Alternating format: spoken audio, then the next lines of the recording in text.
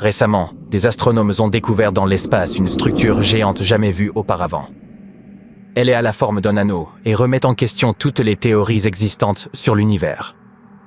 Le Grand Anneau, c'est le nom donné à la mégastructure, mesure environ 1,3 milliard d'années-lumière de diamètre et a une circonférence de 4 milliards d'années-lumière. Cette taille gigantesque en fait l'une des plus grandes structures cosmiques jamais observées par l'homme. Comme le Grand Anneau se trouve à plus de 9 milliards d'années-lumière de la Terre, il est trop peu visible pour être observé directement.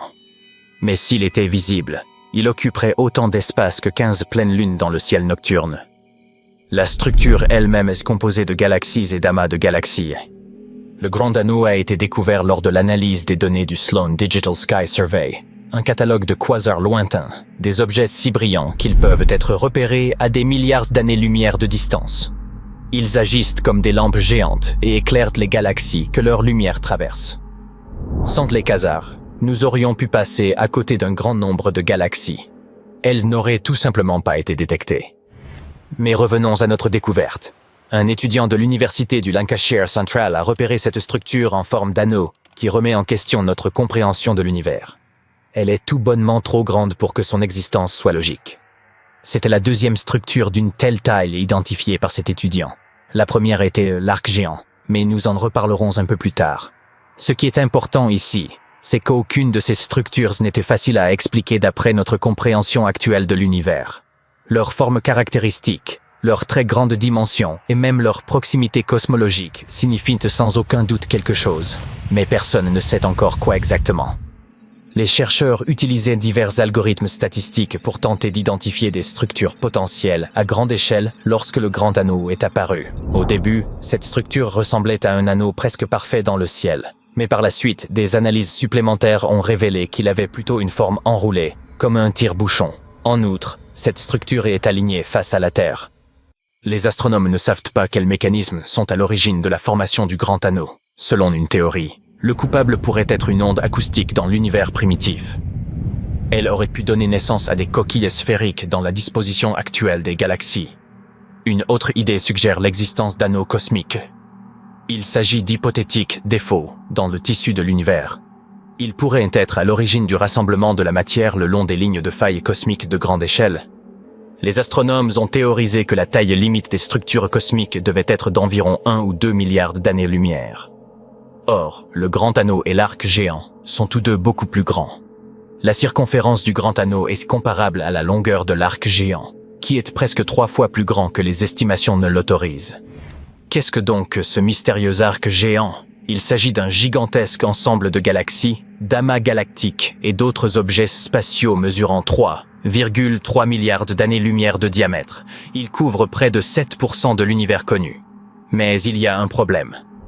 À une telle échelle, il ne devrait pas y avoir d'amas définissables dans tout l'univers. Cela va à l'encontre des modèles établis du cosmos, si bien que les théories contredisent les observations du monde réel.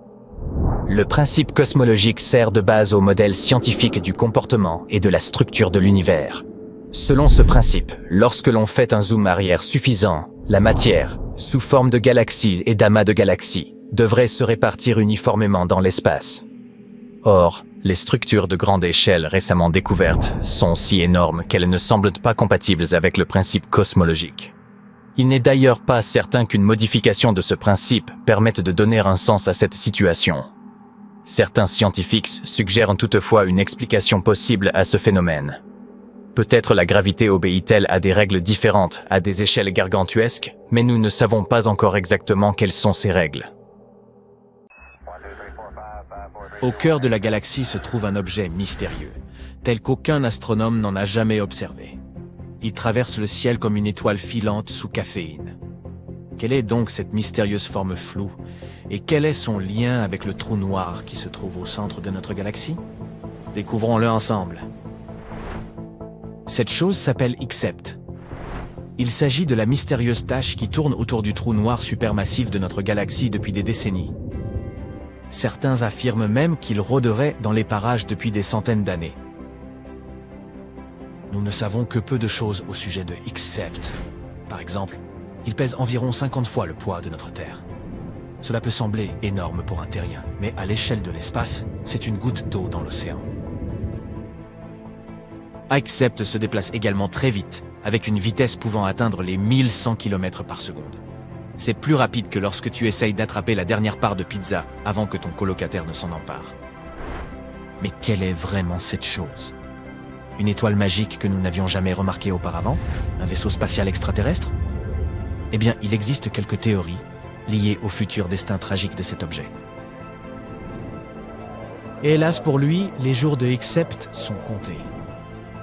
À l'heure actuelle, il se trouve sur une orbite elliptique de 170 ans autour du trou noir supermassif situé au centre de la Voie lactée. Mais il n'ira pas beaucoup plus loin. Chaque année, il se rapproche de plus en plus du trou noir et dans quelque temps, il sera d'abord spaghettifié. Oui, c'est un vrai terme scientifique, puis finalement aspiré pour ne plus jamais être vu. Des trous noirs supermassifs se trouvent au centre de toutes les galaxies, y compris la nôtre, la Voie lactée. Ces trous noirs ont une telle masse qu'ils déforment l'espace-temps, obligeant les étoiles proches à orbiter autour d'eux à des vitesses phénoménales. Ils jouent le rôle d'aspirateur cosmique en captant tous ceux qui s'en approchent. Le trou noir au centre de notre galaxie porte le nom de Sagittarius A étoile. On dirait le nom d'un célèbre streamer, n'est-ce pas? Mais cet objet céleste est bien plus impressionnant qu'un simple mortel. Il pèse environ 4 millions S de fois plus lourd que notre Soleil, ce qui signifie qu'il pourrait probablement dévorer tout notre système solaire en guise de petit déjeuner. Mais ne t'inquiète pas, ces trous noirs peuvent sembler effrayants, mais en réalité, ils sont bien trop petits pour rivaliser avec une galaxie entière. Ils n'aspireront que quelques étoiles parmi les plus proches, et c'est tout. De plus, Sagittarius A astérisque ne semble pas avoir beaucoup d'appétit. On remarquait qu'il était plutôt calme ces derniers temps, ce qui est une assez bonne nouvelle pour tout le monde. Mais même s'il était très gourmand, il ne représenterait aucune menace pour nous. Ce trou noir se trouve à plus de 26 000 années-lumière de notre planète. Depuis la Terre, nous avons détecté sa présence dans la constellation du Sagittaire. En 2022, la collaboration des radiotélescopes Event Horizon a produit la toute première image de Sagittarius A astérisque. Des années de travail et de progrès technologiques auront été nécessaires pour capturer cette image étonnante. Et c'est la deuxième photo jamais prise d'un trou noir dans l'histoire. La première avait été publiée en 2019 et montrait le trou noir supermassif appelé M87 étoile. Oui, ils ont tous les deux étoile dans leur nom. Ne cherche pas à comprendre, c'est comme ça. Quoi qu'il en soit, tu te souviendras peut-être de cette photo comme de la toute première image d'un authentique trou noir.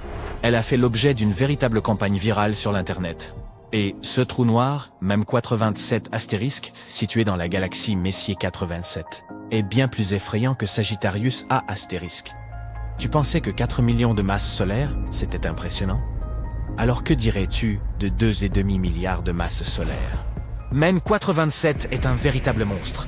Il est également connu pour ses prodigieux jets de plasma, si puissants qu'ils s'étendent à des milliers d'années-lumière depuis le centre du trou noir. Si Men 87 astérisque était un super-héros, ce serait Iron Man avec ses rayons répulseurs à fond. Bon, techniquement, tu ne peux pas prendre de photo d'un trou noir en lui-même, puisqu'il est estimate, eh bien, tout noir. Aucune lumière ne peut échapper à son emprise. Mais l'anneau orange qui brille sur cette photo montre clairement la matière qui entoure Sagittarius A astérisque. Il s'agit du disque d'accrétion, un disque tourbillonnant de gaz chaud qui s'enroule en spirale autour du centre, s'échauffant à des millions de degrés au cours du processus. C'est comme un gigantesque tourbillon de flammes sans aucune échappatoire. L'ombre au centre indique le trou noir lui-même.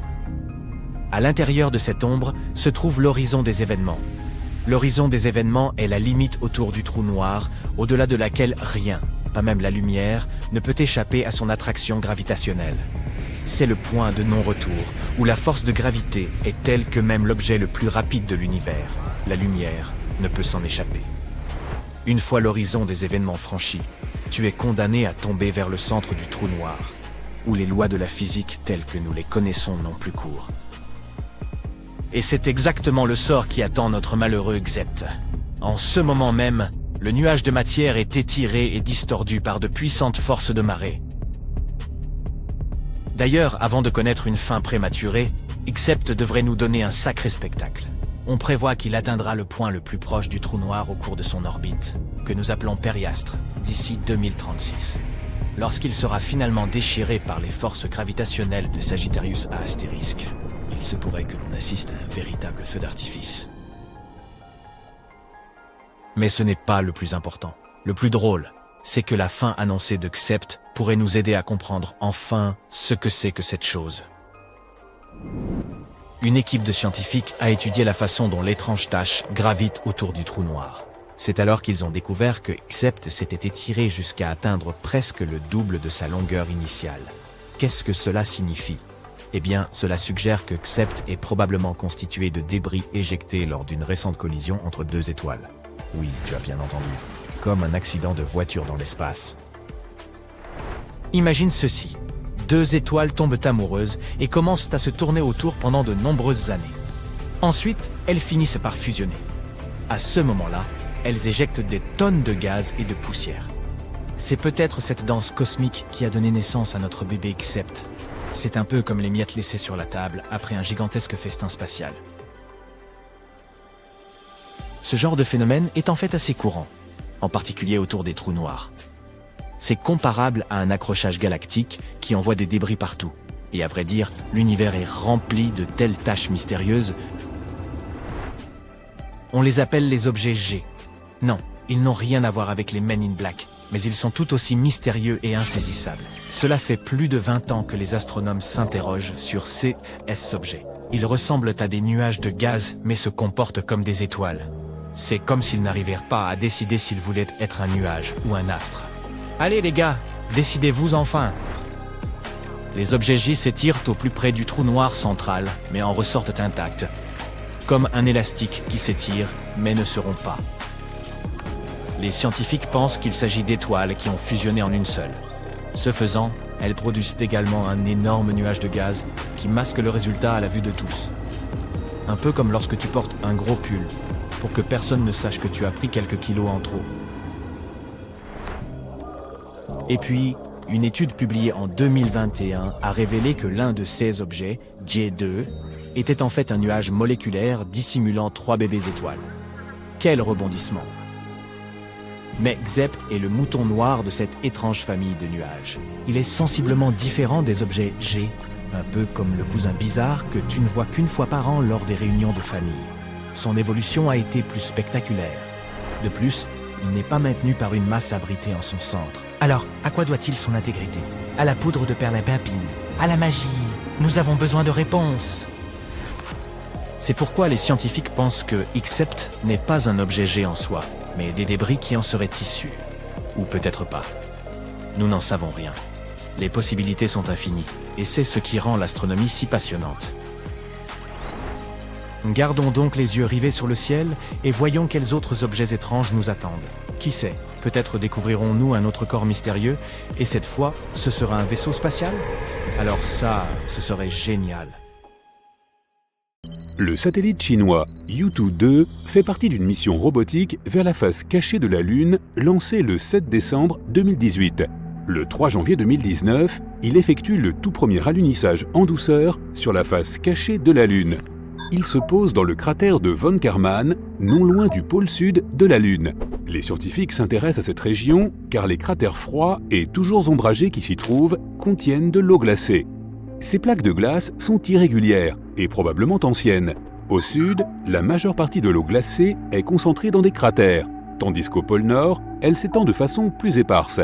Dans tous les cas, cette glace pourra être utilisée une fois qu'une mission habitée de longue durée atterrira sur la Lune. Quoi qu'il en soit, plusieurs jours après l'atterrissage de Yutu-2, il ferme ses systèmes d'exploitation et hiberne durant sa première nuit lunaire. Il se réveille le 29 janvier 2019. Tous ses outils fonctionnent normalement. Le rover parcourt 120 mètres lors de son premier jour lunaire complet. Un jour lunaire dure environ 14 jours terrestres et une nuit lunaire a la même durée. Se déplacer et explorer pendant la journée et s'éteindre pendant la nuit deviennent la routine du rover. C'est lors du 8e jour lunaire que Yutu-2 tombe sur quelque chose d'incroyable. Cette découverte conduit les scientifiques à remettre à plus tard tous les autres plans de la mission. Ils se concentrent sur la découverte de l'étrange matière trouvée par le rover. Au début, ce jour lunaire n'est pas différent des autres. Il commence le 25 juillet lorsque le rover commence à se frayer un chemin à travers une zone parsemée de minuscules cratères d'impact. Yutu-2 est aidé et surveillé par l'équipe de pilotes du Centre de contrôle aérospatial de Pékin. Le 28 juillet, l'équipe se prépare à arrêter le rover pour une sieste de mi-journée. Le soleil est haut dans le ciel, cela signifie qu'il y a des niveaux élevés de radiation et des températures brûlantes qui peuvent endommager la machine. Avant de mettre Yutu-2 hors tension, les scientifiques examinent les images prises par la caméra principale du rover. C'est là qu'ils le repèrent. Un petit cratère rempli de quelque chose qui semble étonnamment différent du paysage environnant. Incapable d'identifier la substance ressemblant à du gel, l'équipe ordonne au rover d'examiner cette étrange découverte. Yutu-2 s'approche prudemment du cratère pour examiner la substance étrangement colorée. La machine utilise un équipement spécial qui détecte la lumière réfléchie par la substance. Elle est censée aider les chercheurs à comprendre la structure de la matière. Malheureusement, la nature de cette découverte exceptionnellement colorée reste un mystère pendant plus d'1 an. Il n'est pas étonnant que cette découverte, ainsi que le fait qu'au départ, il n'y ait pas eu d'image de cette étrange chose, ait suscité la curiosité du monde entier. La seule description disponible de la substance était qu'elle ressemblait à un gel brillant coloré de façon aléatoire, ce qui était plutôt étrange pour la surface poussiéreuse et aride de la Lune. Mais finalement, le mystère semble avoir été résolu. Les chercheurs ont analysé les informations reçues de l'équipement du rover. Comme prévu, la substance s'est avérée être composée de roches, de la brèche verdâtre et scintillante, dans un échantillon ne dépassant pas 51 cm sur 15. C'est un peu comme une version géologique de la salade Jell-O, avec des fruits à l'intérieur. Si tu la fais fondre, elle aura l'air vitreuse. La brèche est constituée de pierres pointues, reliées entre elles par une substance semblable à de la craie. L'échantillon trouvé sur la face cachée de la Lune est constitué d'un mélange de différents minéraux. Le principal est un type de silicate qui est l'un des composants les plus courants de la croûte lunaire et terrestre. L'échantillon contient également du verre, ce qui signifie qu'il a pu se former lors d'une éruption volcanique. Mais l'activité volcanique sur la Lune s'est arrêtée il y a plus de 3 milliards d'années. C'est pourquoi les chercheurs sont presque sûrs qu'elle n'est pas à l'origine de cette découverte inhabituelle. Le matériau pourrait avoir été créé par un astéroïde massif, une comète ou une météorite qui aurait frappé la Lune. Lors de la collision, la pression et la température étaient si élevées que d'énormes quantités de roches ont instantanément fondu. Certains morceaux ont refroidi assez rapidement pour former du verre. Le reste s'est rassemblé au centre du cratère d'impact et s'est refroidi plus lentement, formant une nouvelle roche. La substance ne s'est probablement pas formée dans le cratère von Karman, mais dans les cratères voisins de Finsen et d'Alder. Le creux où le rover a fait sa découverte ne faisait que 2 mètres de diamètre. Ce qu'il a créé ne devait pas dépasser 2,5 cm de large. Mais alors, cela serait trop petit pour créer un si gros morceau de brèche. Il est intéressant de noter que la matière est similaire aux échantillons recueillis par les astronautes lors des missions Apollo de la NASA. L'un de ces échantillons était constitué de tessons de minéraux brisés et sombres collés les uns aux autres. Il contenait également du verre noir et brillant. On n'est pas sûr toutefois que ce soit la même substance que celle découverte par Yutu-2. Lorsque le rover a pris des photos et effectué ses mesures, il faisait plutôt sombre dans la zone. La qualité des images n'est pas très bonne. Les experts expliquent également que la mission examine une zone de la Lune jusqu'alors inexplorée. C'est pourquoi ils n'ont pas d'échantillon de cette région pour les comparer avec la substance verdâtre et brillante que le Yutu-2 a trouvée. Mais si leur supposition s'avère exacte, alors la face cachée de la Lune pourrait avoir plus de points communs avec celle qui fait face à la Terre qu'on ne le pensait. Mais qu'est-ce que ce côté obscur du satellite naturel de la Terre a de si spécial et pourquoi ne pouvons-nous pas le voir ? Tout cela est dû au phénomène connu sous le nom de rotation synchrone. Le seul satellite naturel de la Terre tourne autour de son axe une fois tous les 27 jours, et il lui faut le même temps pour faire le tour de notre planète. C'est pourquoi on voit toujours la même face. Pour être précis, 59% de la surface de la Lune est visible. Cela signifie que l'on peut apercevoir la face cachée du satellite à certaines périodes de l'année. La face de la Lune que nous ne pouvons pas voir est très différente de celle qui fait face à la Terre. Elle n'a pas de taches sombres visibles la nuit, qui sont des plaines basaltiques lunaires appelées mers lunaires. Elles ont été créées par d'anciennes éruptions volcaniques. Celles-ci se sont produites il y a 3 à 4 milliards d'années. Au lieu de plaines, la face cachée de la Lune abrite d'innombrables cratères et de hautes montagnes. L'une des hypothèses pouvant expliquer une différence aussi frappante entre les deux faces est basée sur la théorie de la collision. Elle affirme qu'il y a des milliards d'années, la Terre est entrée en collision avec une autre planète ou un autre corps céleste massif. Après cela, les débris de cette collision se sont écrasés contre quelque chose qui allait plus tard former notre Lune. C'est pourquoi les paysages du satellite sont si différents d'un côté à l'autre. Une théorie plus récente suggère que la partie de la Lune qui fait face à la Terre est plus chaude en raison de la chaleur rayonnée par notre planète. Pendant la période des éruptions volcaniques, il faisait plus frais sur la partie la plus éloignée. C'est pourquoi les minéraux y sont devenus solides plus rapidement. Ils ont formé une couche protectrice protégeant l'intérieur de la Lune contre les météorites. Mais chaque impact a laissé un impressionnant cratère. Dans le même temps, une croûte beaucoup plus molle sur la face avant de la Lune crachait de la lave chaque fois qu'un météorite la frappait. Après que cette lave se soit refroidie, elle a recouvert les cratères des impacts. Même si la face la plus lointaine est souvent appelée la face sombre, les deux côtés reçoivent presque la même quantité de lumière solaire. Le côté que nous voyons semble un peu plus lumineux en raison de la lueur provenant de la Terre. Il y a deux raisons pour lesquelles les scientifiques sont intéressés par l'exploration de la face cachée de la Lune. Après avoir quitté notre planète, de nombreuses ondes radio sont bloquées par le satellite naturel de la Terre. Si les astronomes pouvaient construire leurs télescopes radio et optiques sur la face cachée, ils obtiendraient beaucoup plus de données. Il n'y aurait aucun problème d'interférence, quelle qu'en soit la nature. Les télescopes seraient également protégés de l'éblouissement de la lumière du jour provenant de notre planète. Si les télescopes étaient installés dans des cratères, ils seraient également protégés du rayonnement solaire. Les astronomes pourraient ainsi obtenir une vue incroyablement claire des régions lointaines de l'univers. De plus, les scientifiques pensent qu'il y a de grandes quantités d'hélium-3 de l'autre côté de la Lune. La Terre est protégée des vents solaires qui transportent ce gaz par son champ magnétique. Mais notre satellite naturel n'a pas un tel bouclier. C'est pourquoi les experts pensent que la Lune peut être un endroit parfait pour l'extraction de l'hélium-3. Cet élément rare pourrait être utilisé plus tard comme combustible pour les réacteurs à fusion. Nous découvrons aujourd'hui des exoplanètes situées à des milliers d'années-lumière. Nous descendons dans les profondeurs et conquérons les plus hauts sommets. Nous étudions la physique quantique et construisons des ordinateurs surpuissants.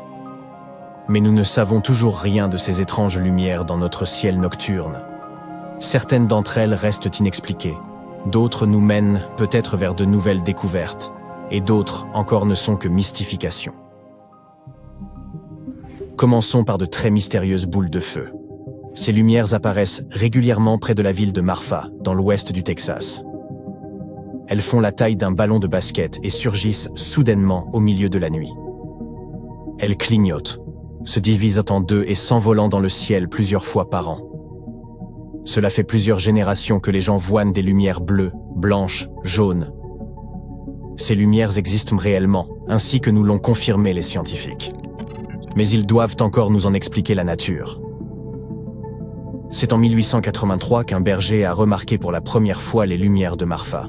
Il a d'abord pensé qu'il s'agissait de feux allumés par les Apaches. Des voisins lui ont alors confié qu'ils avaient eux aussi vu ces mystérieuses lumières. Ils décidèrent de vérifier la théorie des Apaches, qui s'avéra erronée. Il n'y avait aucune trace de feu à l'endroit que les lumières avaient survolé. Puis, dans les années 40, les pilotes de l'aérodrome de Midland ont à leur tour vu les lumières de Marfa. Ils ont cherché à percer le secret de ce phénomène, mais n'ont rien découvert. De plus en plus de personnes ont ensuite vu ces étranges lumières. Il y a ceux qui pensaient à une invasion extraterrestre. Pour d'autres, il s'agissait d'âmes errantes. Mais les théories scientifiques étaient beaucoup plus réalistes. Des étudiants en physique avaient décidé de mener l'enquête et découvert que ces lumières étaient en réalité les phares des voitures roulant sur l'autoroute la plus proche. Oui, certaines de ces lumières ressemblent bien à des phares. Mais comment expliquer celles qui s'envolent en changeant de couleur? Il pourrait s'agir d'une illusion d'optique produite par la pression d'une couche d'air froid sur une couche d'air chaud. Il est possible d'observer ce phénomène dans l'océan. On a alors l'impression qu'un navire flotte dans l'air au-dessus de l'horizon. Mais si ces lumières sont réellement des phares et une illusion d'optique, pourquoi ne les voit-on que quelques fois par an? Selon une autre théorie, ces lumières seraient un peu comme des feux follets.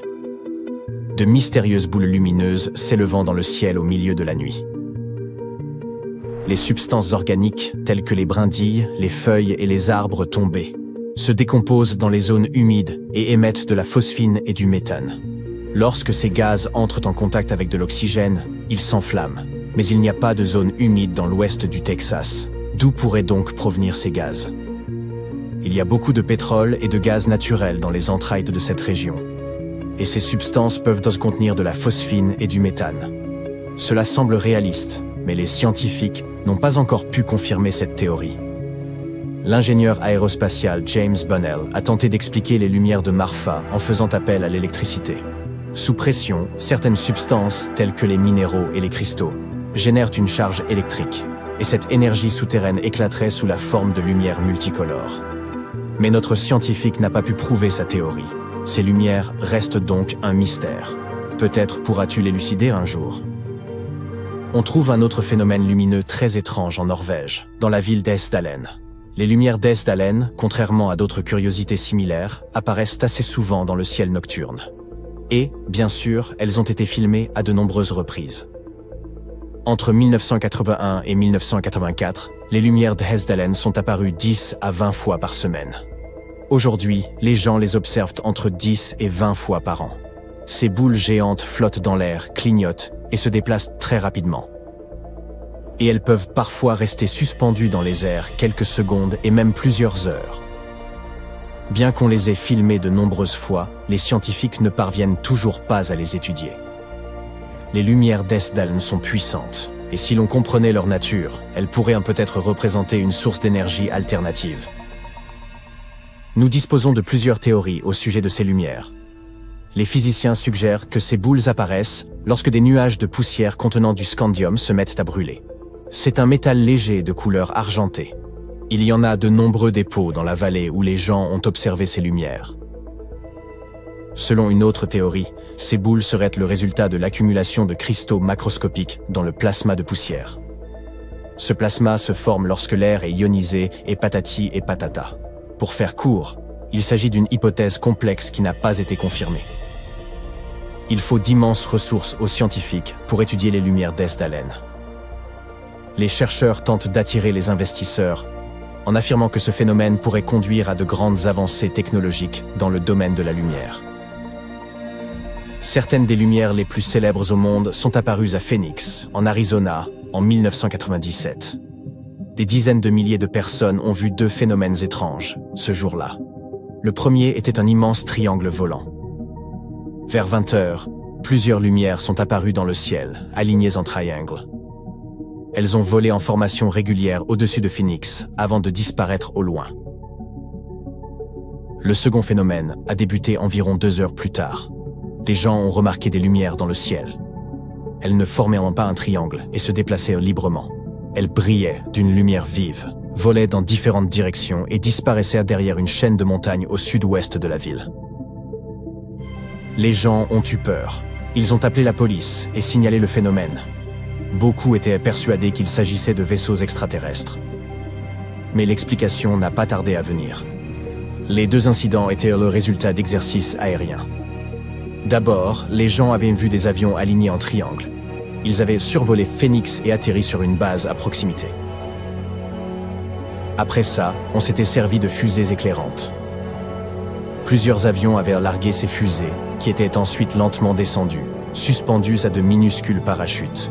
Elles avaient brûlé dans le ciel avant de disparaître derrière les montagnes.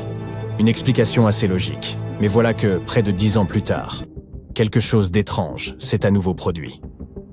Le 21 avril 2008, le commissariat de Phoenix a reçu des centaines de messages d'habitants inquiets qui avaient vu d'étranges lumières volantes. 4 boules lumineuses avaient plané au-dessus de la ville en changeant de forme. Elles étaient devenues triangulaires, puis rectangulaires, avant de disparaître les unes après les autres. La police a contacté l'aérodrome le plus proche, mais celui-ci a déclaré que leurs radars n'avaient rien détecté. S'il s'était agi d'objets matériels, les radars les auraient vus. La police n'avait aucune explication. Les contrôleurs aériens non plus ne savaient rien. L'affaire a suscité un grand émoi. Les gens ont commencé à se souvenir du phénomène qui s'était produit 10 ans plus tôt et ont à nouveau crié à l'invasion extraterrestre. Mais les débats ont pris fin seulement 2 jours plus tard. Un homme a appelé la télévision locale et a avoué avoir créé ces lumières à l'aide de fusées éclairantes et de ballons à l'hélium. Il avait attaché une fusée à un ballon, l'avait allumé et lancé dans les airs. Quelques minutes plus tard, il avait répété l'opération. Puis, à nouveau, 4 fois. De nombreux témoins n'ont pas cru à cette histoire et ont continué à insister sur la nature extraterrestre des mystérieuses lumières. Mais ils avaient tort. Les radars auraient remarqué quelque chose si des objets métalliques étaient passés par là. Les ballons et les fusées éclairantes étaient, eux, trop petits pour être détectés. Deuxièmement, toutes ces lumières volèrent vers l'est. Le vent soufflait dans cette direction ce jour-là. Troisièmement, la durée de combustion. Les fusées de signalisation brûlent pendant environ 20 minutes. Lorsque l'une de ces lumières s'était éteinte, la suivante avait brûlé 1 minute de plus. Et la dernière s'était éteinte environ 20 à 30 minutes après que tout ait commencé. Personne n'a contesté cet enchaînement. L'un des témoins était le voisin de l'homme qui avait organisé le canular. Il l'avait vu allumer des fusées éclairantes vers 20 heures, à peu près à l'heure où les appels à la police avaient commencé. Les lumières de Phoenix prouvent qu'il est très facile de tromper les gens et de provoquer l'émoi dans une communauté. Imagine sortir de ta navette spatiale et poser le pied sur la surface de la Lune. Sous tes pieds, le sol est recouvert d'une matière fine qui ressemble à de la poudre. C'est la poussière lunaire. Tu regardes autour de toi et prends une bouffée d'air frais. L'odeur est très différente de celle de l'air sur Terre, mais elle est tout de même agréable. Malheureusement, tout cela est très improbable. Notamment parce que la Lune n'a presque pas d'atmosphère. Le satellite naturel de la Terre est trop petit, moins de 2% de la masse de notre planète. Pour cette raison, son champ magnétique n'est pas assez puissant pour conserver une atmosphère. Même si la Lune en possédait une, les vents solaires la souffleraient immédiatement. Mais si tu pouvais visiter la Lune il y a 3 ou 4 milliards d'années, ce que tu verrais serait très différent. À cette époque, elle disposait très probablement d'une atmosphère. En ce temps-là, notre satellite était parcouru par de puissantes éruptions volcaniques. Des gaz se répandaient sur toute sa surface. Et ça se passait si vite qu'ils n'avaient pas le temps de se répandre dans l'espace. La surface lunaire était alors couverte de bassins, et ceux-ci étaient remplis de basalte volcanique. Imagine ça, d'énormes panaches de magma s'élançant dans les airs, retombant sur le sol en d'immenses coulées de lave. Voilà comment les bassins de basalte sont apparus sur la surface de la Lune. Au XXe siècle, nos scientifiques sur Terre ont réussi à obtenir des échantillons rapportés de la Lune. Ils ont découvert que dans les coulées de lave lunaire, il y avait non seulement du monoxyde de carbone et du soufre, mais aussi les éléments constitutifs de l'eau. Grâce à ces échantillons, les chercheurs ont pu calculer la quantité de gaz qui s'était élevée pour former l'atmosphère. Et ils ont découvert que c'est il y a environ 3,5 milliards d'années qu'elle était la plus dense. Et aussi qu'elle a persisté pendant à peu près 70 millions d'années. Après ça, pouf, l'atmosphère s'est évaporée dans l'espace. Mais le plus cool, c'est que lorsque la Lune possédait une atmosphère, notre satellite était 3 à 10 fois plus proche de notre planète. Une simulation informatique a même indiqué que la Lune était peut-être près de 19 fois plus proche de nous qu'elle ne l'est aujourd'hui. On pense qu'elle se trouvait alors à quelques 30 000 km, alors que de nos jours, elle se trouve à environ 390 000 km. C'est pourquoi la Lune avait l'air beaucoup plus grosse dans le ciel. Malheureusement, à cette époque, il n'y avait même pas de dinosaures pour profiter de la vue. Et moi non plus, je n'étais pas là. En même temps, selon les études les plus récentes, notre Lune aurait bel et bien une atmosphère. Elle est composée principalement d'hydrogène, de néon et d'argon et contient aussi quelques autres gaz rares, comme le potassium ou le sodium. On les trouve, par exemple, dans les atmosphères de Mars, de Vénus ou de la Terre. Malheureusement, une telle atmosphère ne nous convient pas du tout. Nous sommes absolument dépendants de l'oxygène. Mais devine quoi ? Il y a aussi beaucoup d'oxygène sur la Lune. Oui, je sais, tout ça doit te paraître un peu déroutant. Mais le truc, c'est que cet oxygène n'y existe pas sous sa forme gazeuse la plus courante. Non, il se trouve piégé dans la couche de roches et de poussière qui recouvre la surface de la Lune. Cette couche s'appelle le régolithe et il contient près de 45% d'oxygène. Cela veut dire que si l'on était capable d'extraire cet oxygène, nous pourrions vivre sur la Lune ? Pas si vite. L'oxygène contenu dans ces roches est très étroitement lié aux minéraux. Et pour séparer ces éléments, il nous faudrait des tonnes d'énergie et un équipement adapté. Mais si l'on parvenait à amorcer ce processus, la Lune pourrait fournir beaucoup d'oxygène. Il existe une théorie selon laquelle la Lune se serait formée lors d'une collision entre la Terre et un autre planétoïde. Ce planétoïde devait être plus petit, de la taille de Mars.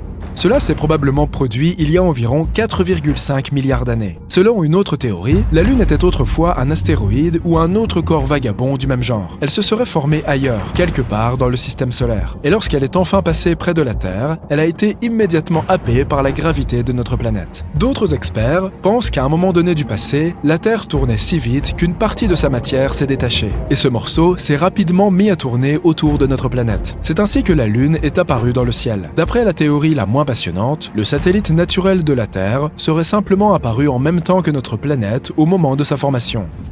Actuellement, la Lune est le 5e plus grand satellite naturel de notre système solaire. C'est aussi l'un des plus denses, juste derrière le satellite de Jupiter, Io. Il est fort probable que la Lune ait un noyau minuscule, pas plus grand que 2% de sa masse totale. Large d'environ 676 km, il est principalement composé de fer et de soufre. La surface de la Lune est sombre, même s'il s'agit de l'objet le plus brillant de notre ciel nocturne. En réalité, sa réflectance est à peine plus élevée que celle de l'asphalte.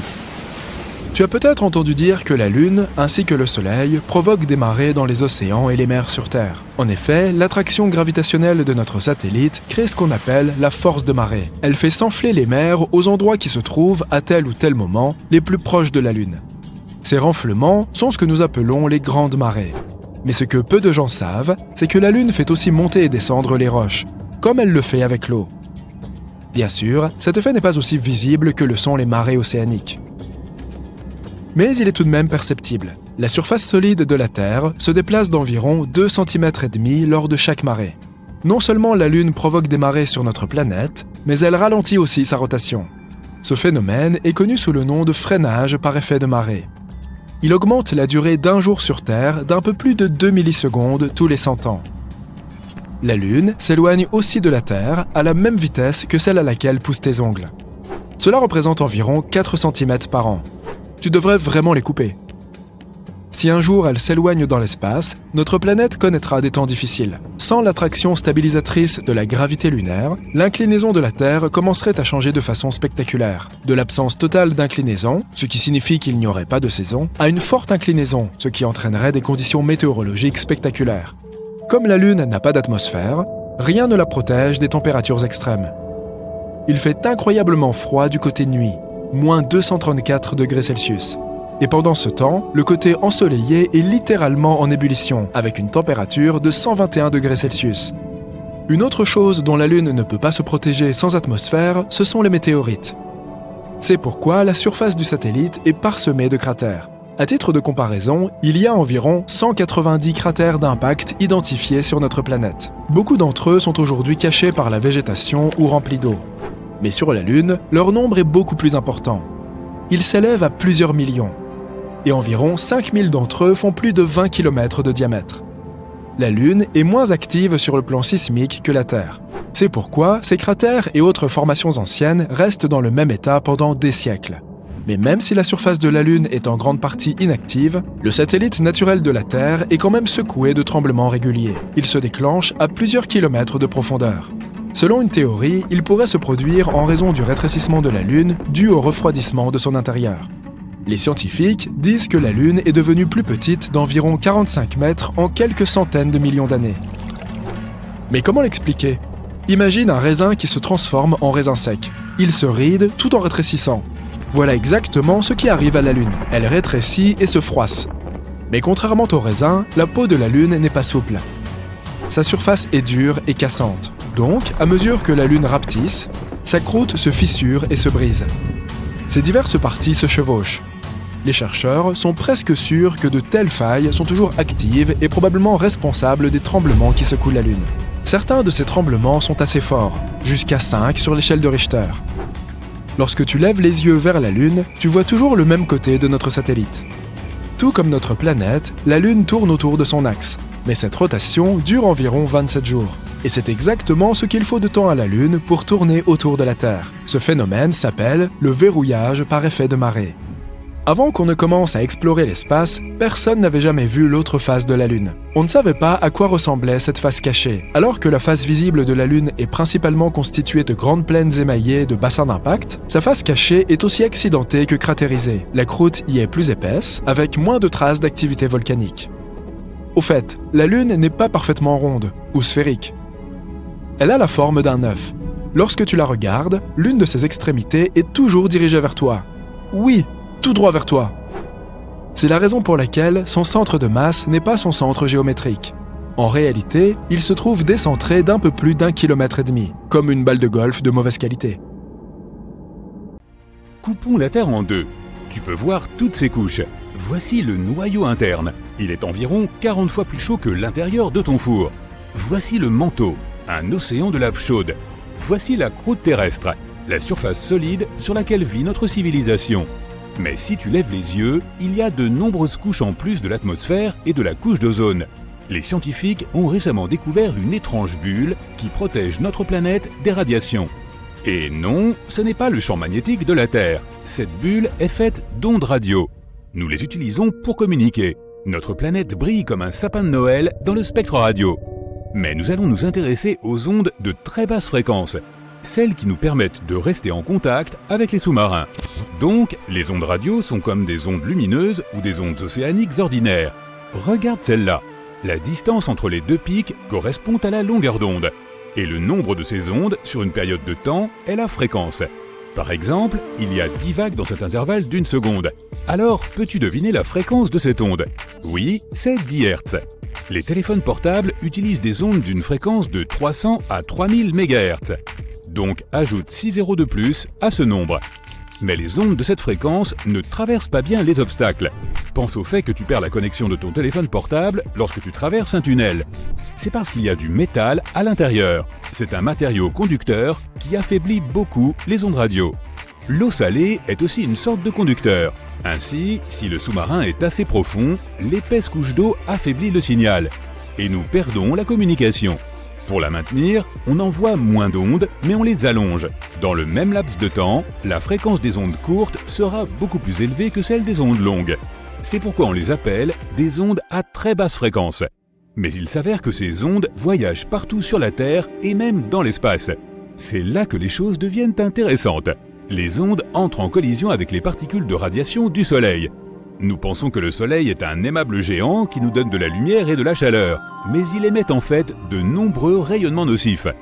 Chaque éruption ou décharge électrique de matière de notre étoile natale provoque une explosion de radiation encore plus importante. Ces particules volent vers notre planète, tout comme le font les ondes radio. Elles parcourent 93 millions de kilomètres entre le Soleil et la Terre en 8 minutes et s'écrasent sur notre bulle qui fait office de bouclier. En gros, les particules de radiation du Soleil s'accumulent dans les ceintures de radiation autour de la Terre. Le champ magnétique de notre planète les piège. Et une bulle d'ondes de très basse fréquence récemment découverte se trouve juste en dessous de cette ceinture de radiation. Elle nous aide à repousser une partie des émissions nocives. L'analyse d'anciennes études a confirmé que les ceintures de radiation étaient autrefois beaucoup plus basses et plus proches de la Terre. Mais lorsque notre civilisation a commencé à utiliser la radio de manière intensive, nos ondes ont fait remonter notre ceinture plus haut. Personne ne s'attendait à un tel effet de simples ondes radio, mais cela nous donnera un moyen de protéger les astronautes dans le futur. Quand tu es sur Terre, son champ magnétique te protège des radiations. Tu peux physiquement le voir lorsque les particules chargées du vent solaire font briller les particules d'air au pôle de notre planète. C'est une aurore. La prochaine fois que tu contempleras cette beauté, sache que c'est en fait la Terre qui te protège de certains rayons extrêmement nocifs. Mais si tu es en dehors du champ magnétique terrestre, quelque part dans l'espace, j'ai de mauvaises nouvelles pour toi. Rien ne te protège là-bas. C'est un gros problème pour les astronautes qui passent des mois dans la Station spatiale internationale. Peut-être les scientifiques apprendront-ils à créer des bulles protectrices d'ondes de très basse fréquence autour des stations spatiales et des vaisseaux spatiaux. Il en va de même pour les autres planètes. Nous allons probablement coloniser Mars un jour, et il n'y a pas de champ magnétique là-bas, et rien ne peut te protéger des radiations. Mais si tu crées une bulle artificielle là-bas, tu peux réduire les radiations nocives. Une autre bulle invisible qui nous protège est l'atmosphère. C'est comme un gâteau en couche ou un oignon.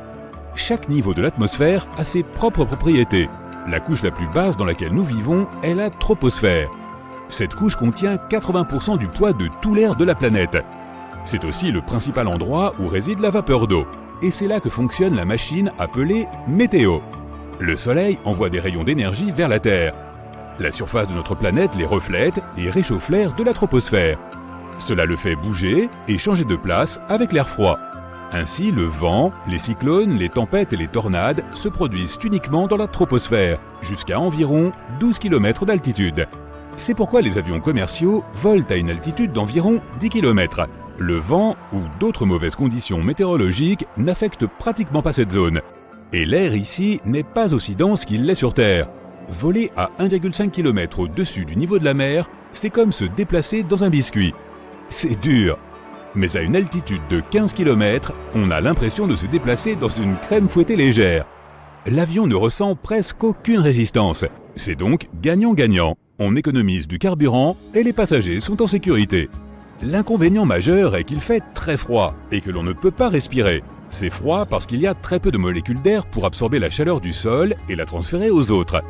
Pour la même raison, tu ne pourrais pas respirer ici. C'est pourquoi les avions sont équipés de masques à oxygène, juste au cas où. Allons un peu plus loin. Voici la stratosphère. Il y a encore moins de molécules d'air ici, et c'est là que volent les sondes météorologiques. Ce sont des sortes de petits ballons équipés d'ordinateurs que les gens utilisent pour prédire le temps. Cette partie de l'atmosphère contient également la fameuse couche d'ozone. C'est notre bouclier contre les rayons ultraviolets néfastes.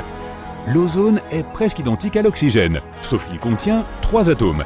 Lorsque les rayons ultraviolets nocifs pénètrent dans notre atmosphère, ils s'écrasent sur la molécule O3.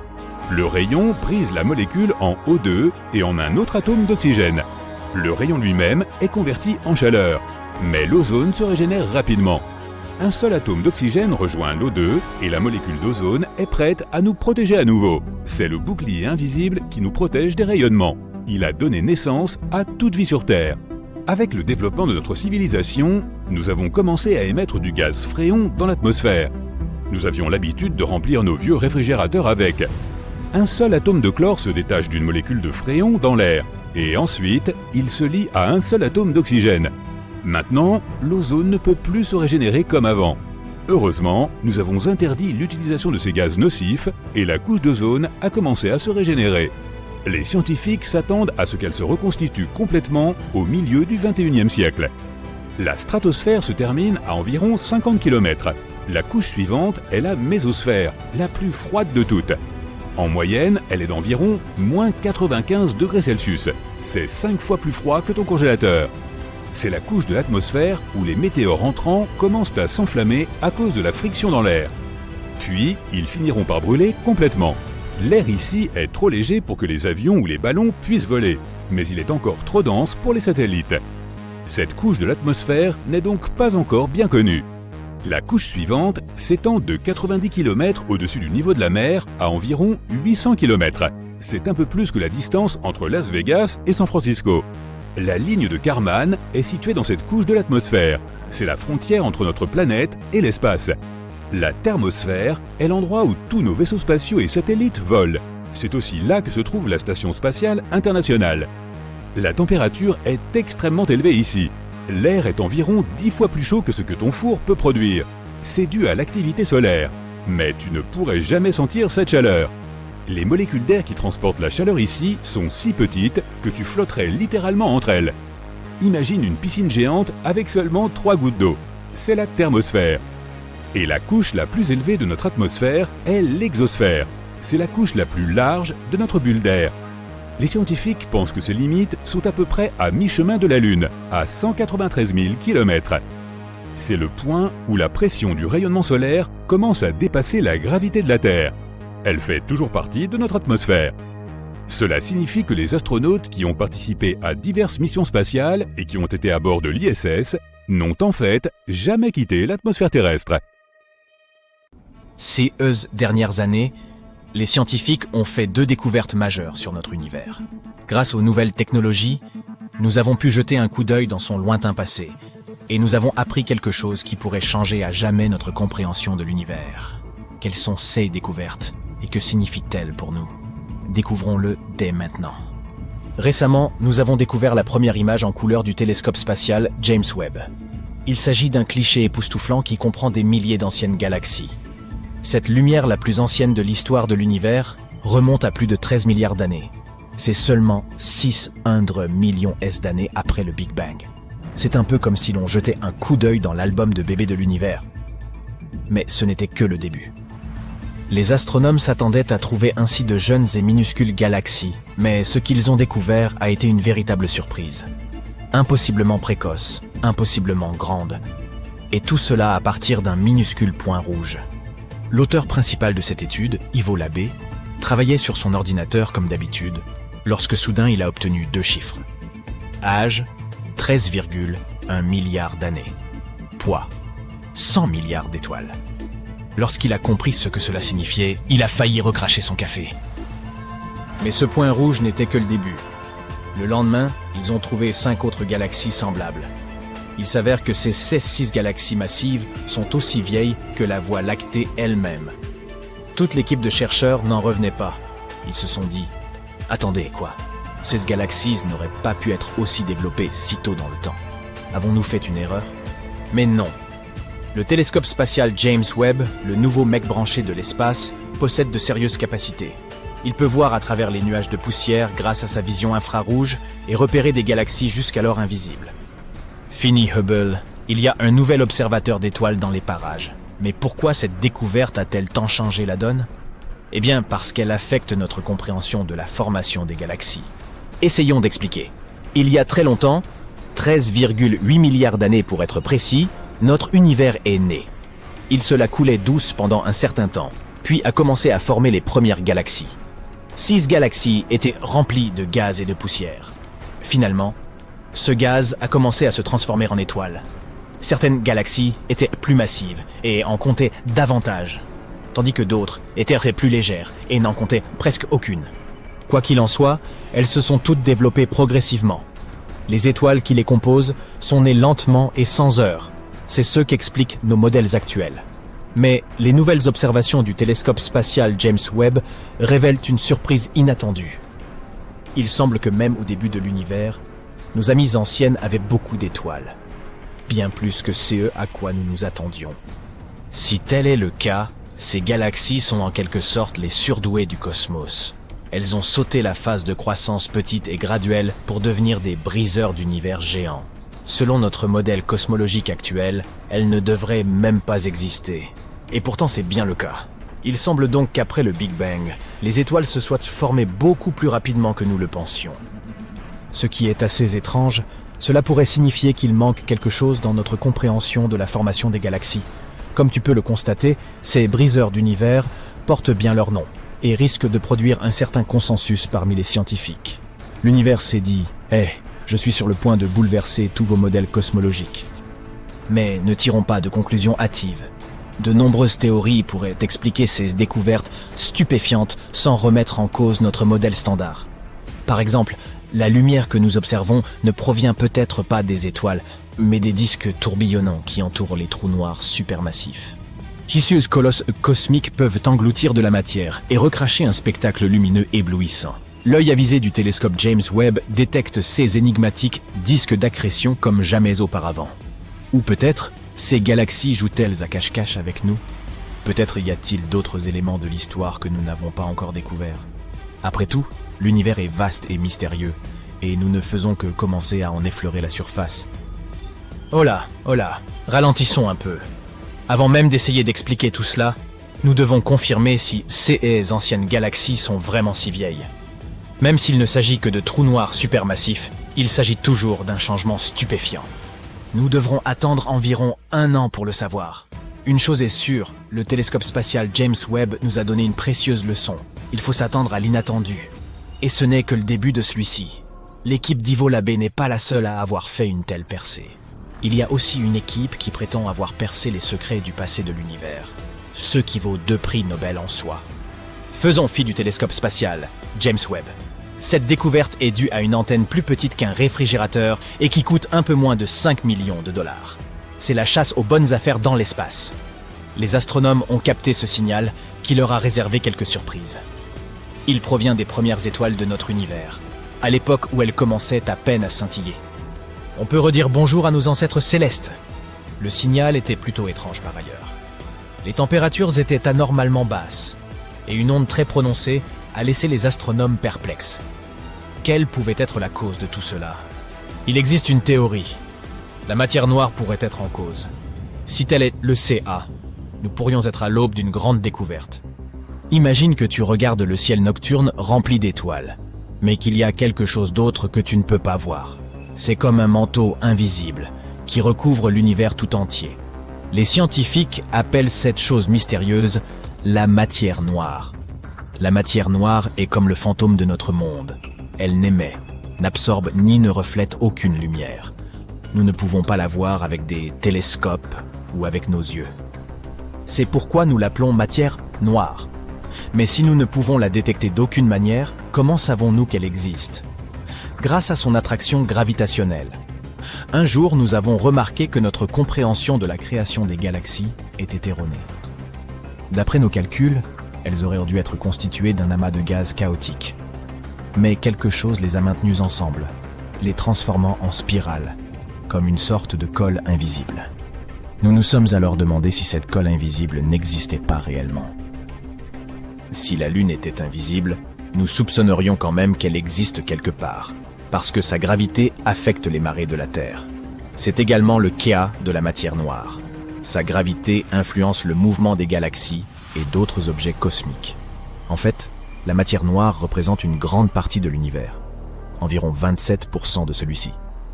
En outre, la matière normale que nous pouvons voir, comme les étoiles, les planètes et les galaxies, ne représente qu'environ 5% de l'univers. Ainsi, même si nous ne pouvons pas voir la matière noire, il y en a en réalité plus dans l'univers que tout ce que nous pouvons distinguer. Les scientifiques tentent encore de déterminer si la matière noire existe et de quoi elle peut être constituée. Certaines théories suggèrent qu'elle pourrait être formée de particules exotiques, bien différentes des particules auxquelles nous sommes habitués. D'autres pensent qu'il pourrait s'agir d'une forme de matière étrange, encore non découverte, qui n'interagirait pas du tout avec la lumière. Quoi qu'il en soit, il s'agit d'un mystère intrigant. Et si nous confirmons un jour l'existence de la matière noire, notre compréhension du monde changera à jamais. Tu comprends maintenant pourquoi l'excitation de la communauté scientifique est palpable.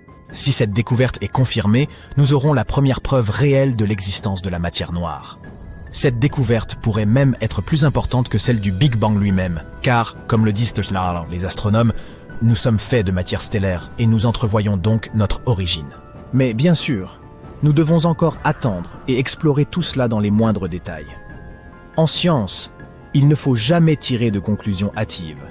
Et pendant que les chercheurs étudient ces questions, nous serons ici, cramponnés à nos sièges, à attendre la prochaine superproduction spatiale. L'univers ne cesse de nous étonner par ses merveilles. Qui aurait pu imaginer qu'une si petite et si humble antenne puisse révéler de tels secrets cosmiques? Cela prouve que dans l'immensité de l'espace, même les plus petites découvertes peuvent avoir le plus grand impact. Continuons à regarder vers les cieux, et qui sait quelles autres surprises cosmiques attendent d'être découvertes.